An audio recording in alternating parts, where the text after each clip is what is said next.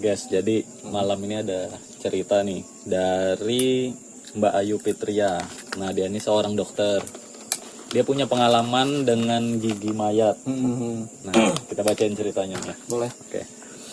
Tapi Mas Robi, sebelum kita langsung ke cerita, ini memang benar apa pengalaman dia?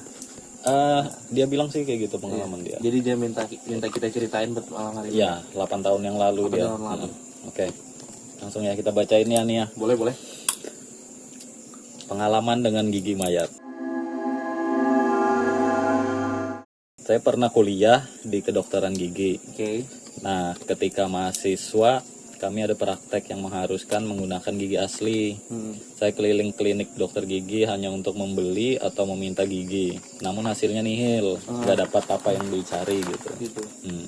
Saat itu paling susah adalah mencari gigi molar. Gigi molar 1 atau gigi geraham. Oh, gigi geraham Ya, belakang. namanya gigi molar 1. Dan incisivus gigi depan.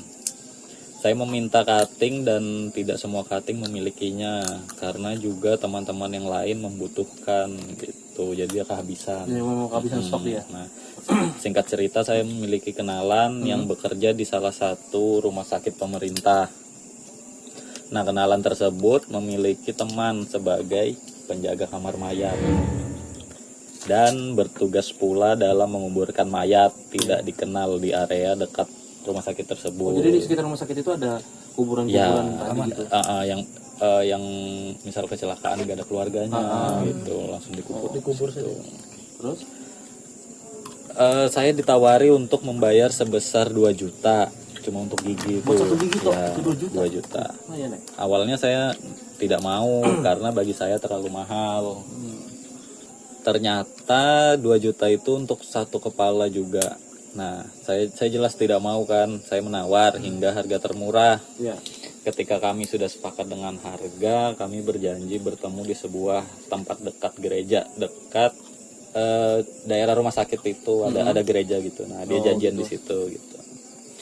Gigi mayat itu diberikan di dalam dus. Jadi giginya aja tuh harganya 2 juta. Giginya tok. Ya. Satu gigi kan Enggak semua. Satu kepala. Si mbaknya ini mikir, cuma gigi aja tapi kenapa berat gitu kan. Tapi ya udah dicek, ternyata dia dikasih sama kepala-kepalanya. nggak mau repot. Berarti dicabutkan. Nih, Ternyata potong dong berarti. iya. Dipotong dong. Nah, terus dia nggak mau, nolak dia cuma mau giginya aja gitu. Sama orangnya ditukar dengan rahang aja sama giginya lengkap. Tadi sama kepalanya, sekarang ditukar sama rahang aja. Dicopot dong berarti. Iya. Enggak langsung. Enggak disobek. Gokil ya. Iya. Sobek aja dia. Iya, cepet terus sobek langsung.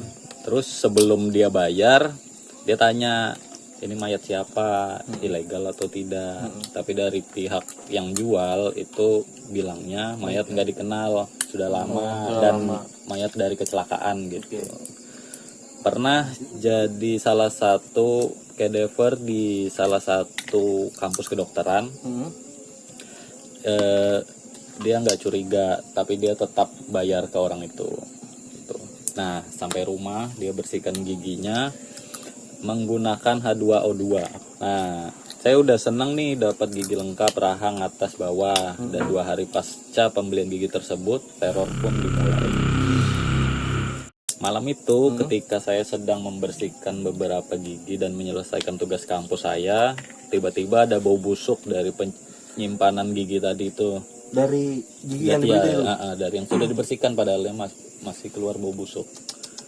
Saya cek satu persatu tapi tidak ada gigi yang membusuk, apalagi sudah saya sterilkan dengan H2O2 tadi. Iya, masih bersih kan? Ya udahlah, ketika itu saya pikir cuma salah cium, kata dia gitu. Besoknya ketika hari lab di kampus, dia mau coba dibor giginya. Kenapa giginya itu nggak bisa dibor? Enggak tembus. Nggak tembus. Kayak susah gitu, padahal biasanya enggak. Saya coba dengan gigi yang lain, bukan dari gigi yang mayat tadi. Coba lagi kan dia kan ternyata mudah. mau aja dibawa. mau bisa dibor gitu. Saat itu masih mikir positif karena pikir saya, oh ya gigi mayat memang lebih susah karena faktor alami seperti salah satunya terjadi pengapuran atau pengendapan. Ya betul, juga masuk akal sih. Tapi pikiran saya mulai buruk ketika malam menjelang. Jadi ayah, ibu, dan kakak saya pergi semua. Saya di rumah karena ada tugas bersama kakak angkat saya dan adik saya yang masih kecil. Kakak angkat saya berada di ruang tamu menunggu orang tua saya datang. Sekitar jam 8:30 malam, saya mendengar suara mama saya. Saya pikir mama saya sudah datang dan saya lari ke ruang tamu. Di ruang tengah, ruang makan, saya melihat kakak angkat saya juga dalam keadaan tergopoh-gopoh menuju kamar orang tua saya. Kakak saya berkata, "Dek, tadi adek nangis ya?" "Enggak mas, masih bobo. Tadi aku dengar mama datang." "Mana mama mas?" Kata. "Enggak dek, mama belum datang, dari tadi aku di depan." Dah, langsung bingung tuh dia berdua. Iya, langsung terjadi pertanyaan kan mereka. Nyari suara siapa Iya. sebenarnya? Kami berdua bingung, kami mendengar dua suara yang ternyata tidak ada wujudnya. Saya masih berpikir, mungkin kami halusinasi. Lalu saya berniat membersihkan sebagian gigi mayat yang belum saya lepas dari rahangnya. Karena takut kotor, saya pergi ke teras tengah. Saya pakai obeng untuk melepaskan gigi tersebut. Pakai obeng dicungkil. Cungkil gitu. Karena keras kan tadi dia, jadi sistem paksa lah ya. Tiba-tiba bulu kuduk saya merinding, kayak ada angin dingin bertiup. Saya yang orangnya terlalu berpikir positif mulai takut nih. Dan benar saja saya merasa ada suara laki-laki yang memanggil saya. Saya pikir itu kakak angkat saya, tapi itu suara bapak-bapak. Berarti yang punya gigi tuh. Nah, bisa jadi. Mungkin Andi, kita nggak tahu. Bisa jadi. Nggak terima dia lah. Terus Pi. Saya lihat ke jendela garasi dan ruang tengah saya bersambungan. Dan kaget melihat ada dua mata merah seukuran piring menatap saya dengan tajam dan berbulu lebat. Saya tidak tahu itu makhluk apa, apakah itu genderuwo atau apa. Bagi saya yang baru itu menyaksikan makhluk mengerikan. Langsung lemas kaki dan tangan, gak bisa teriak, cuma bisa istighfar dan memanggil asma Allah.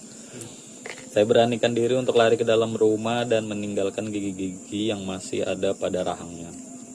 Lalu saya mencoba menenangkan diri dan masuk ke kamar orang tua saya. Sebelum masuk ke kamar, saya cuci tangan di wastafel sebelah kamar. Saya melihat dengan mata saya ada sosok wanita besar, kayak berjilbab.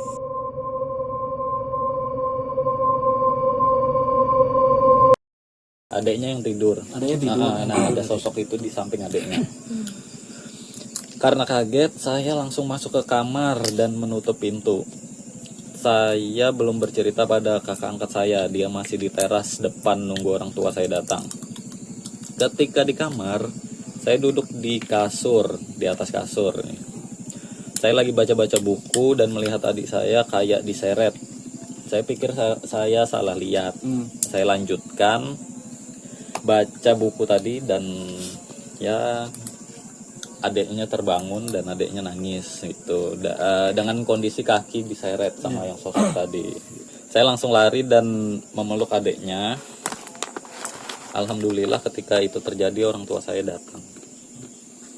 Sempat diseret berarti ya? Ya, sempat diseret dia, adiknya tidur. Jadi kalau diambil dari cerita keseluruhan tadi, memang betul bahwa ini yang punya gigi berarti matinya misterius, Mas Robi ya. Bener, tapi Bisa yang dikatakan apa juga penasaran gitu ya bisa makanya dia kembali diganggu.